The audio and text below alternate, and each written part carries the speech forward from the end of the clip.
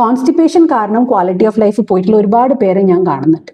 ഈ കോൺസ്റ്റിപ്പേഷൻ അതുപോലെ Fisher piles ഒക്കെ വരുന്ന ആൾക്കാരാണെങ്കിൽ ദിസ് ഇസ് ഫോർ യു. ഇതൊരു മാറാരോഗമായിട്ട് കണക്കാക്കണ്ട. You can manage it from home. കുറച്ച് ടിപ്സ് ഞാൻ പറഞ്ഞുതരാം. One thing is fibre load കൂട്ടാം. എല്ലാത്തിനെയും തൊലിയിനകത്ത് ഫൈബർ ആണത്. സോ പയർവർഗ്ഗങ്ങൾ എടുക്കാം, പച്ചക്കറി എടുക്കാം, ഫ്രൂട്ട്സ് എടുക്കാം, ഇതിനകത്തൊക്കെ ഫൈബർ ഉണ്ട്. ഈ ഫൈബർ കഴിക്കുമ്പോൾ ശ്രദ്ധിക്കേണ്ട ഒരു കാര്യം എന്താണെന്ന് പറഞ്ഞാൽ അതിന്റെ മണ്ടയ്ക്ക് വെള്ളം കുടിക്കണം.